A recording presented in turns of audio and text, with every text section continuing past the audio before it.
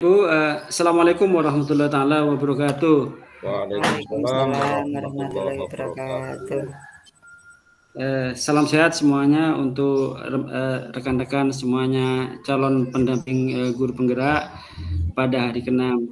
Pada kesempatan kali ini kita akan melakukan sebuah atau pembekalan calon pengajar praktik guru penggerak tahun 2021.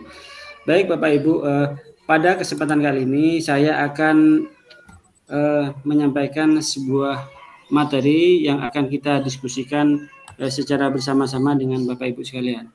Namun sebelum diskusi kita mulai, ada beberapa hal yang perlu kita sepakati bersama. Yang pertama, Bapak Ibu, nanti kalau ada yang tanggapan mohon dipakai raise hand di bawah. Itu yang pertama. Terus yang kedua, kita nanti ada deadline waktu kurang lebih sekitar 10 menit gitu ya. Bagaimana Bapak Ibu, bisa disepakati nggih? Siap, Pak. Siap. Oke. Baik Bapak Ibu, sebelum kita diskusi kita mulai, saya akan menyampaikan topik yang akan kita mohon untuk izin share screen.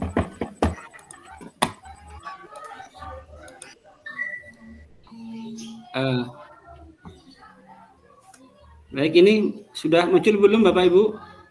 Layar saya? Sudah. Oke, sudah. Kalau gitu, ini sudah muncul? Sudah. Oke, pada kesempatan kali ini kita akan mendiskusikan tentang sebuah model pembelajaran yang lagi kita alami saat ini, yaitu model pembelajaran jarak jauh secara daring. Nah, tentunya model pembelajaran ini untuk mengatasi situasi pandemi ini kita memiliki berbagai macam media atau cara pembelajaran yang beda-beda. Nah, untuk efektivitas pembelajaran secara daring ini, saya ingin meminta pendapat atau masukan dari Bapak Ibu semua terkait dengan model pembelajaran daring yang paling efektif. Nah, bukan sebuah survei atau diskusi. Nah, perlu sedikit saya gambarkan ya. Kalau selama ini banyak anak-anak menggunakan pembelajaran secara daring itu menggunakan WA, terus juga ada yang menggunakan Google Meet dan lain sebagainya. Tentunya situasi itu memiliki kendala atau tantangan yang berbeda-beda di tiap wilayah. Ya, untuk itu saya ingin hari ini kita berdiskusi apa sih sebenarnya metode belajar daring itu yang paling efektif. Membuka link yang saya bagikan atau bisa mengetik www.menti.com dengan kode ini, atau saya bagikan linknya saja sudah. Sebentar Bapak Ibu, chat ya, di kolom chat ini silakan Bapak Ibu bisa menulis ya pendapatnya di kolom chat ini ya. Ya, jadi dari jawaban teman-teman ini ada yang jawab 15 menit, 1 jam, 2 jam. Oke, berikutnya Bapak Ibu, di slide berikutnya. Sekarang tentang media. Aplikasi apa yang paling sering digunakan oleh peserta di rumah? Oke, ada WA, ada YouTube, ya.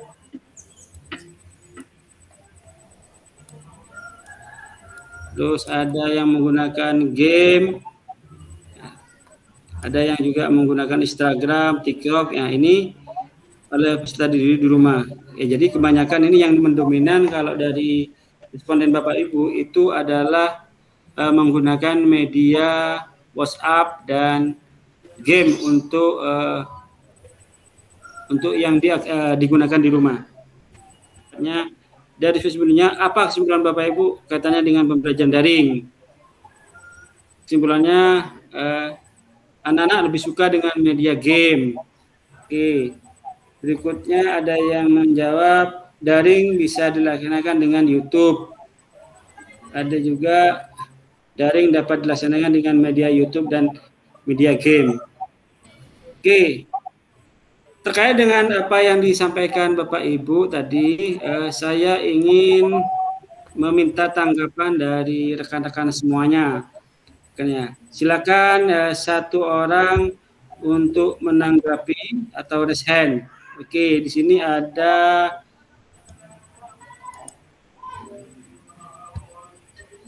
ya, yang siapa yang ke tangan ini?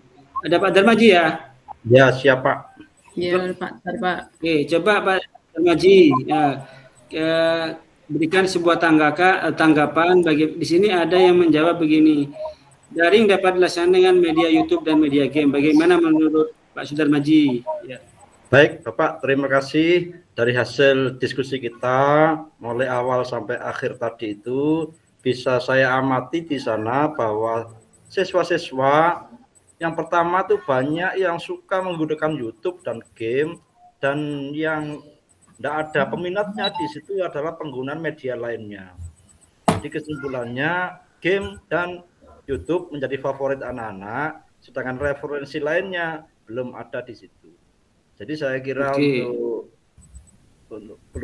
saya kira nanti YouTube dan game itu bisa digunakan karena menjadi favorit anak-anak yang sedang belajar daring. Ya, oke. Berikutnya, baik. Menurut Pak Sudarmaji tadi, Bapak Ibu, bahwa media yang bisa digunakan dalam menggunakan YouTube dan media game.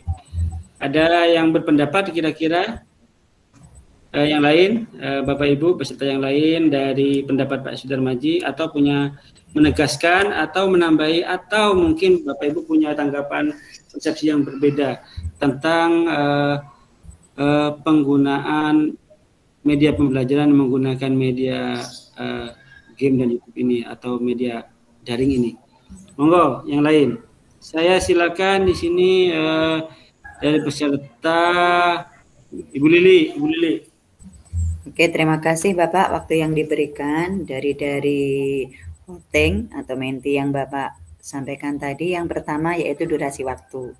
Durasi waktu ada yang 30, 1 jam dan sebagainya, itu menyesuaikan kebutuhan Bapak, karena untuk mungkin anak SD kan lihat pelajarannya. Jadi maksudnya di sini tidak harus 1 jam 30 menit, jadi kondisional tapi dalam rangka pendampingan orang tua. Yang kedua, karena ini pakai YouTube ataupun game yang sangat disukai anak, itu pun juga kita ada koordinasi antara sekolah dengan orang tua sehingga pembelajaran yang kita laksanakan daring ini bisa berjalan. Mungkin itu yang saya tambahi dan garis bawahi, bahwa pembelajaran daring itu karena kondisi seperti ini kita perlukan untuk pengawasan, bisa kita mengatur waktu juga dengan media YouTube daring ataupun pakai WhatsApp grup itu bisa menyesuaikan dengan catatan ada koordinasi antara pihak sekolah dengan orang tua sehingga sangat mendampingi, kita meminimalisir untuk mereka mengalihkan pada aplikasi yang lain yang mungkin belum bermanfaat. Itu Bapak kesimpulannya, mohon maaf apabila yang ada yang kurang pas. Ya. Terima kasih Bu Lili ya tentang tanggapannya dan pendapatnya. Kira-kira bagaimana untuk melatih atau membuat sekiranya rekan-rekan guru itu bisa untuk membuat video sendiri yang ditaruh di YouTube gitu. Mohon tanggapannya kira-kira bagaimana Bu Titin? Oke, terima kasih. Terima kasih Bapak Bun atas waktunya. Selain tadi kan banyak pilihan tuh yang sudah ditampilkan oleh Pak Babun tadi, bahwasanya ada YouTube, ada Instagram, ada WA, kemudian ada TikTok dan aplikasi-aplikasi yang lainnya. Kalau tadi saya menjawab yang lebih efektif untuk digunakan untuk pembelajaran daring itu adalah WhatsApp sama YouTube. Kenapa? Karena WhatsApp itu kita langsung dan orang banyak yang menggunakan. Kemudian kenapa pakai YouTube? Nah, kenapa banyak peminatnya YouTube? Nah, ini karena kalau di YouTube itu kita mau baik guru ataupun siswa, kalau guru itu kan mudah ya, jadi membuat kemudian diunggah, kemudian kalau murid itu mudah kapan saja dia mau buka, umpamanya pelajaran IPA gitu ya, mau dibuka umpamanya dia bisanya pagi, pinjam HP-nya ke orang tua di pagi hari bisa, umpamanya nanti sore hari bisa dibukanya sore hari, oh bisa, mau dibuka malam hari bisa kapanpun. Nah kalau umpamanya nanti dia belum paham, dia buka lagi, itulah kenapa kebanyakan orang menggunakan YouTube. Kemudian kalau WA, kan karena banyak yang pakai, itu menurut saya. Iya. Baik, terima kasih Pak Babun atas waktunya Bapak Ibu semuanya. Kalau dilihat dari aplikasi yang digunakan ya, kalau berkaca pada diri saya sendiri, anak-anak kebetulan menggunakan WA.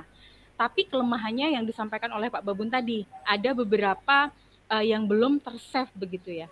Saya mencoba menggunakan Telegram Bapak Ibu semuanya. Di Telegram itu, tapi sebelumnya saya menggunakan asesmen diagnosis terlebih dahulu nih Pak Babun, sama anak-anak di kelas saya ya, bertanya juga kepada orang tua, kesulitan tidak ketika kalian menggunakan aplikasi Telegram?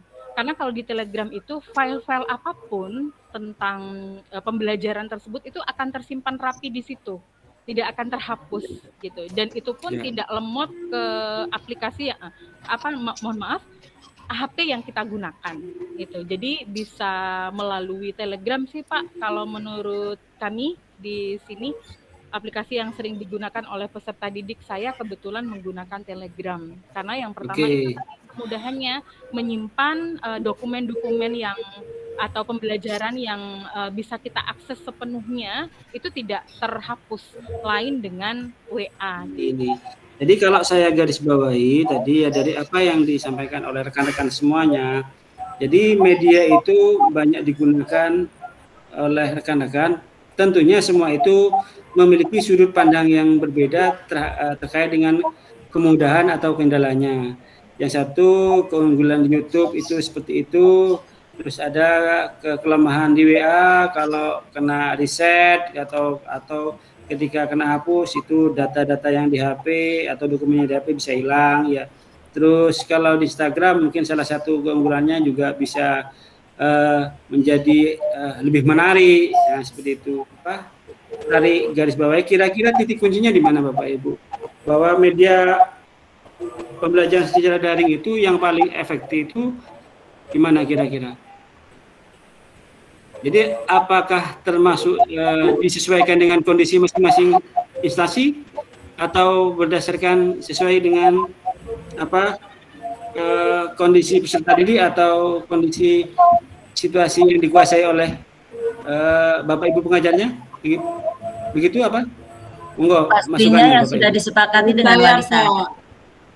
Ya. Oke. Gimana Bu? Ya, dari saya sedikit. Jadi penggunaan media online untuk PJJ pembelajaran daring ini ya kita sesuaikan karena kondisi siswa kita itu tidak sama. Ada yang mudah sinyal, ada yang jaringannya sulit. Ya. Jadi kita harus tentukan mana yang lebih bisa diakses oleh anak-anak. Gitu. Jadi kita yang secara mayoritas anak-anak bisa mengakses yang lebih mudah, itu yang mana, itulah yang kita gunakan. Terima kasih. Oke Bu, bagus, sebuah masukan yang sangat baik ya.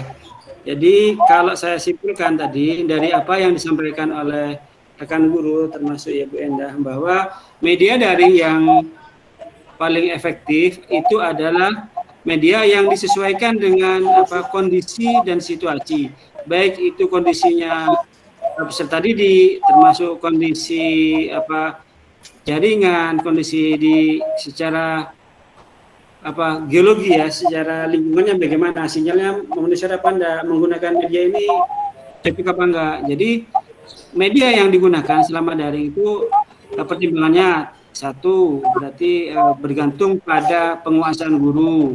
Yang kedua tergantung situasi di lapangan, termasuk akses yang ada di wilayah itu, termasuk juga bagaimana anak-anak backgroundnya, dia punya nggak HP, dia seperti. Saya rasa itu kesimpulan Bapak Ibu dari hasil diskusi kali ini. Mungkin masih ada yang menambahkan atau ada usulan Bapak Ibu? Sudah cukup? Cukup Bapak, sudah cukup ya. Oke, terima kasih. cukup ya Pak. Memang dipandang cukup. Saya rasa itu Bapak Ibu untuk diskusi kita hari ini. Semoga Bapak Ibu semuanya tetap sehat dan tetap semangat, dan kita bisa mendampingi rekan-rekan guru penggerak dengan sebaik-baiknya. Dari saya akhiri, wabillahi taufiq wal hidayah. Wassalamualaikum warahmatullahi taala wabarakatuh. Waalaikumsalam. Waalaikumsalam.